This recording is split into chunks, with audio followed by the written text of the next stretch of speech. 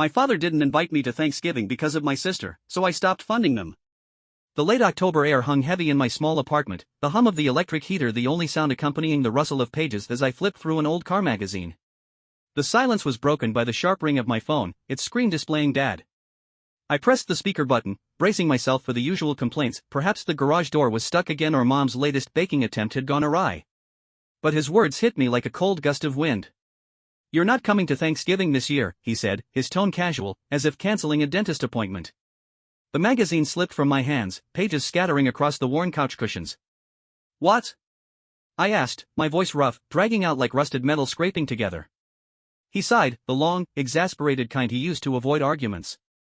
"Your sister, Tessa, has been tense lately. You know how she is.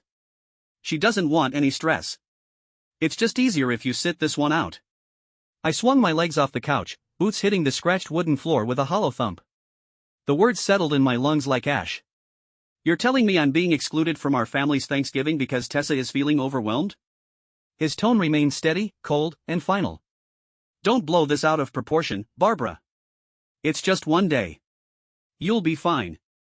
A sharp heat twisted up my spine, fingers gripping the rough wood of the table. "One day? And the $6,000 I've been spending to keep your house warm all year? That means nothing too, does it?" Silence stretched between us, the phone line crackling faintly before he finally muttered, "Let's not make this about that. You offered to help." I let out a harsh, jagged laugh that sliced through the peeling walls. "Offered? I've been covering your heating bill for 2 years, $6,000 just this year, because you and Mom couldn't handle the cost after Tessa disaster drained you dry. But sure, I begged to do it." He grunted, irritation lacing his voice. "We appreciate it, Barbara, but this isn't about money. It's about family. Tessa needs this right now. She's in a fragile state." I walked to the window, watching the first flakes of snow scatter against the glass, faint under the glow of streetlights blurring through the evening haze. "Fragile," I murmured, letting the word sit cold and heavy like the frost outside. "Tessa needs this. Tessa always needs, and I'm always the one paying the price." "Not this time, Dad. Enjoy your drama-free dinner." I jabbed at the screen, ending the call, then tossed my phone onto the couch, its display as dark as my breath fogging in the dim light. Tessa had always been the golden child. Prom queen, Mom's pride at the bakery counter, Dad's little dreamer. Even when her dreams collapsed 2 years ago, she had burned through their savings, $20,000 gone in a failed online boutique she swore would change everything. It didn't. The website crumbled in weeks. Unsold inventory sat rotting in a damp storage unit. And Mom cried into her tea while Dad just shrugged and said, "She'll recover." I hadn't argued. I had just stepped up, taken over their heating expenses because winters here were merciless, and they couldn't afford fuel without me. $500 a month, $6,000 a year, wired straight from my warehouse paychecks while Tessa posted pictures of rooftop drinks and designer coats she hadn't earned. I had let it slide because family was family until now. Until Dad told me I wasn't welcome at Thanksgiving, the one day we all showed up no matter what. I reached for my laptop on the messy shelf, sinking back into the couch as its worn frame groaned beneath me, and logged into the utility account I had set up for them. My name was on it. I had been the one calling the oil company, scheduling deliveries, making payments because Dad couldn't figure out the online system, and Mom had simply smiled and said, "You're just so good at this, Barbara." There it stood, $6,000 drained away this year. Each penny carved from my extra hours, my aching joints, my pre-dawn shifts spent laboring in the warehouse's bitter chill. I pressed cancel service, my touch as unwavering as the thickening snowfall outside, a silent guarantee of the freezing days ahead. They'd figure it out, call the provider, scramble to fix it, but not before their home turned into an icebox. A notification appeared on the screen, service discontinued effective November 1st, 3 weeks before Thanksgiving. I snapped the laptop shut, a grim grin tugging at the corners of my mouth.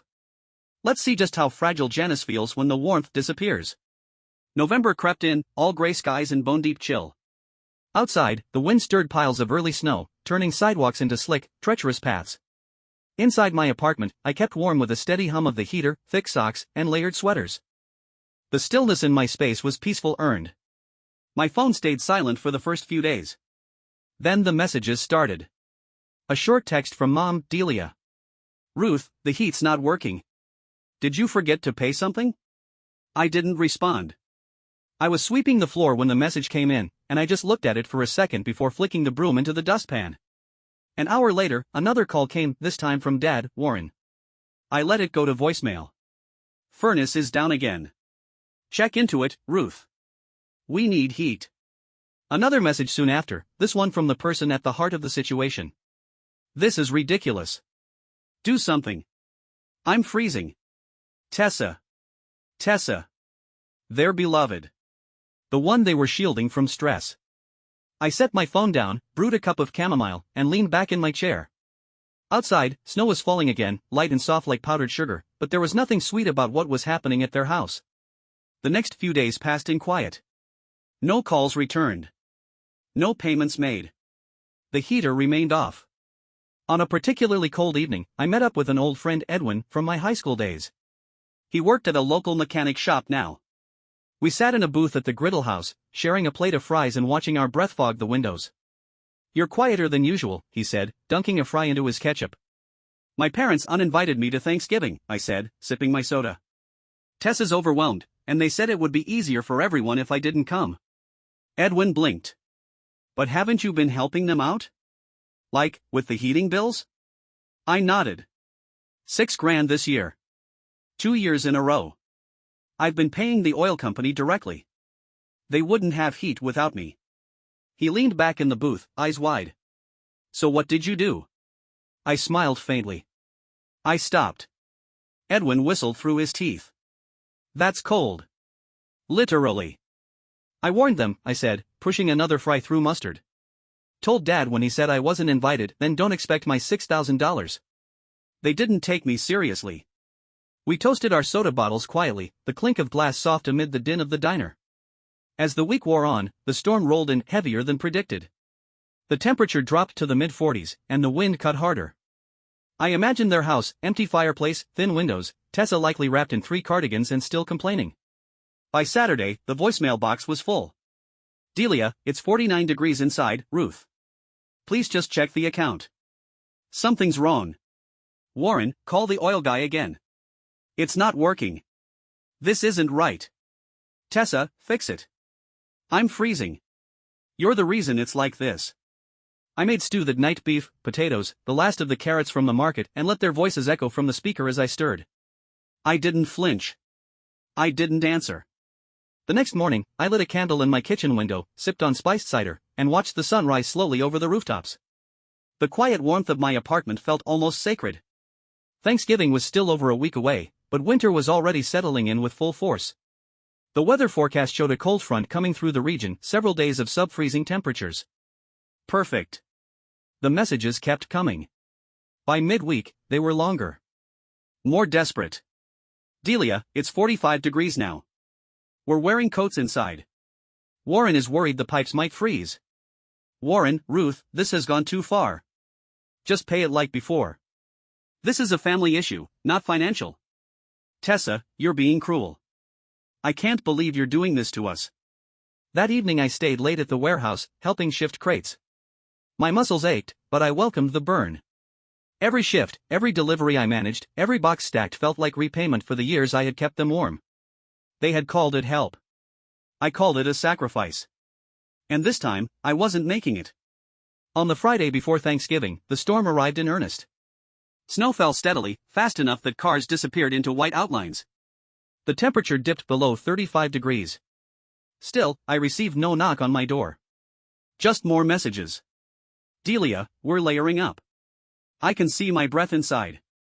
Ruth, please. Warren, it's nearly freezing in here. This is dangerous. Tessa, we could have had a peaceful holiday. You ruined it.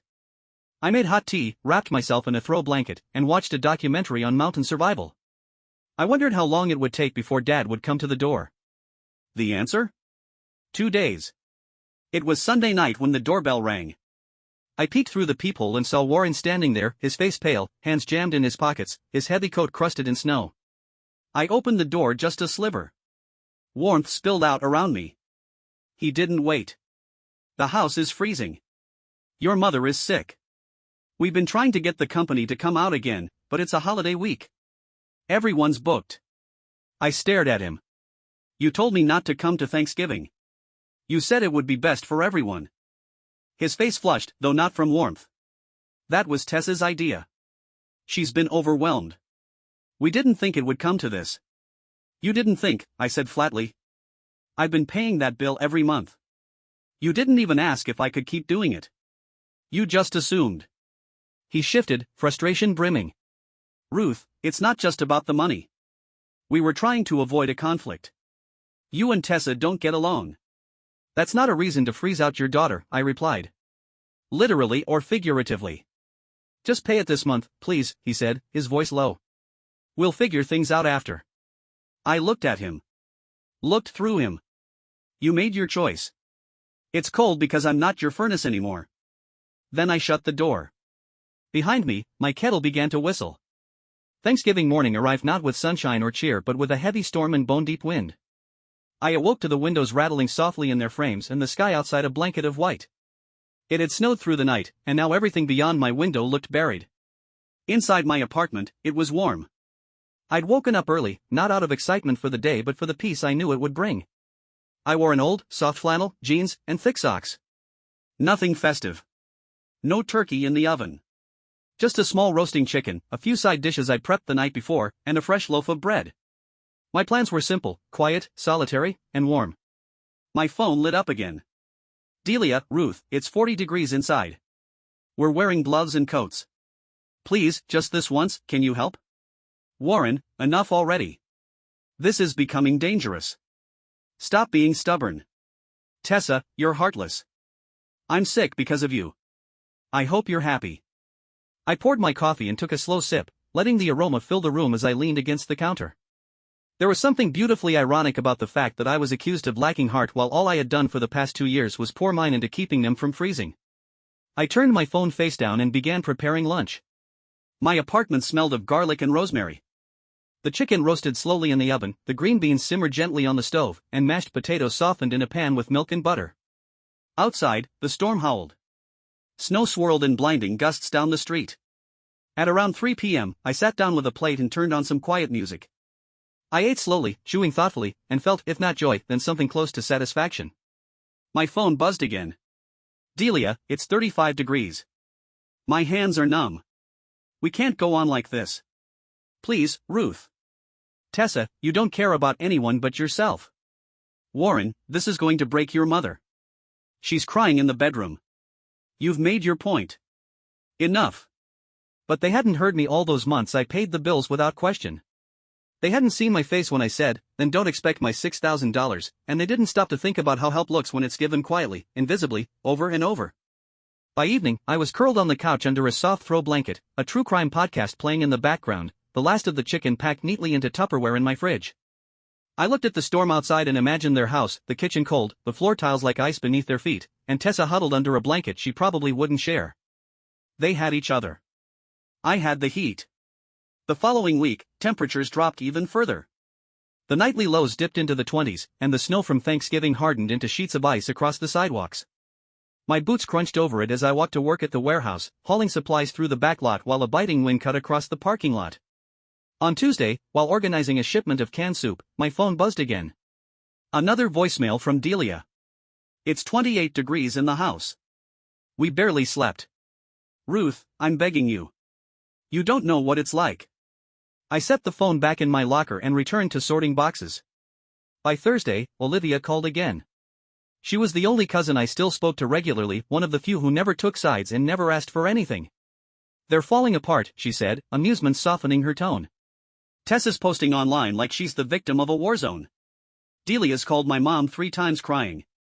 Warren knocked on the neighbor's door asking to borrow a space heater. I didn't say anything. You're really not going to turn it back on? Olivia asked. No. There was silence, then a chuckle.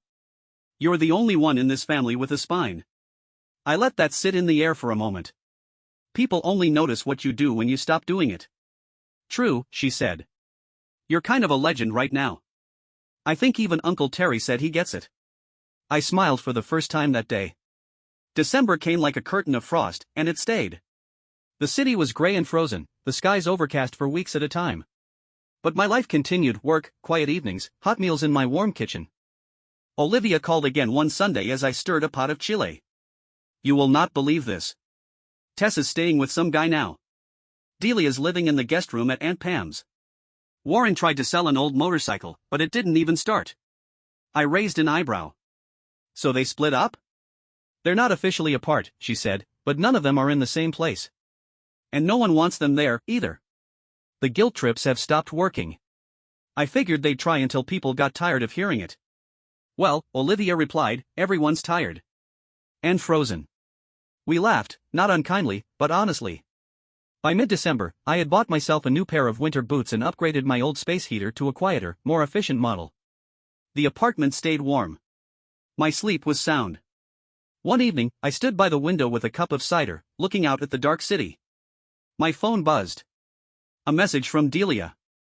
We're really struggling. Tessa's blaming everyone. Warren is silent. I wish things had gone differently.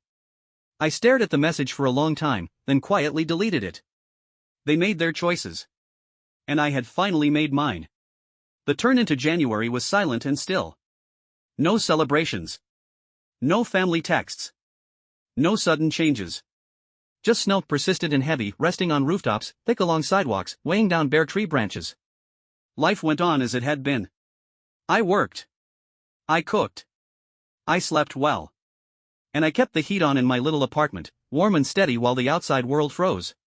One evening, just after returning from the grocery store, I set down a bag of soup cans and oranges and noticed the voicemail icon flashing on my phone. Delia, Ruth, it's been over 2 months now. I'm staying in a motel outside town. Tessa's not answering.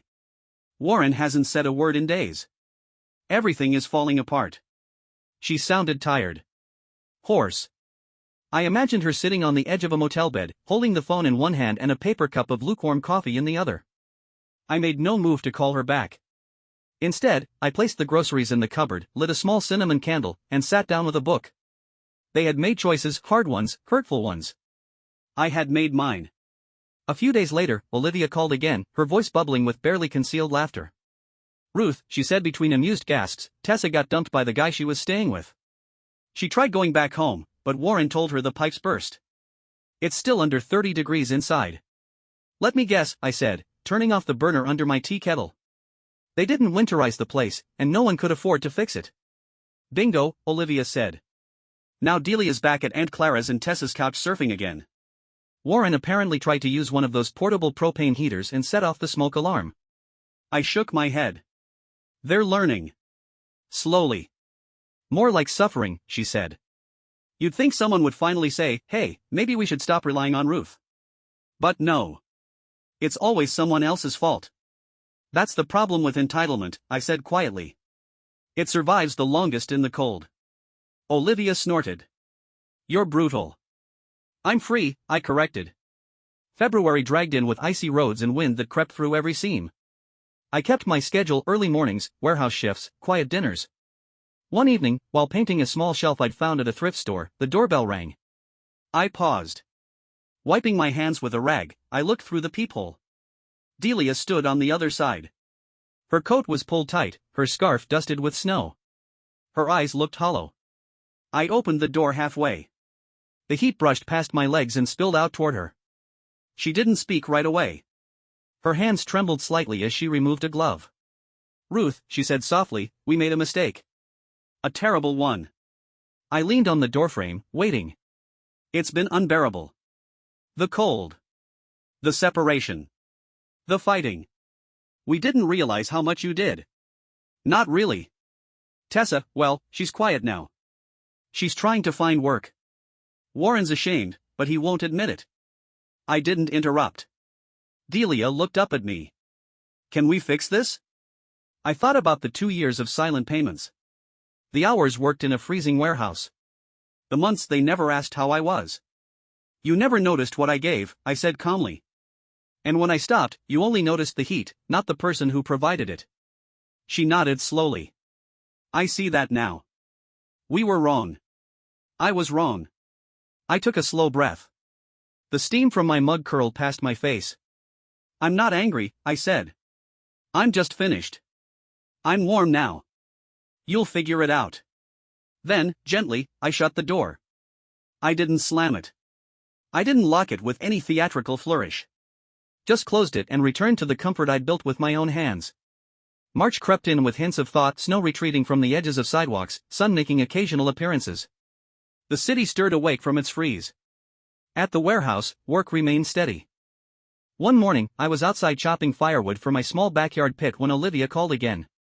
Ruth, she said, not bothering with greetings, they're completely undone. Tessa's staying with some guy she barely knows. Delia's begging for loans. Warren tried pawning tools just to pay a partial bill. I stacked another piece of wood on the pile.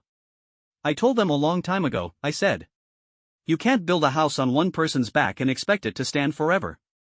Olivia whistled. You really cracked the whole foundation, huh? I shrugged. I just stopped insulating it.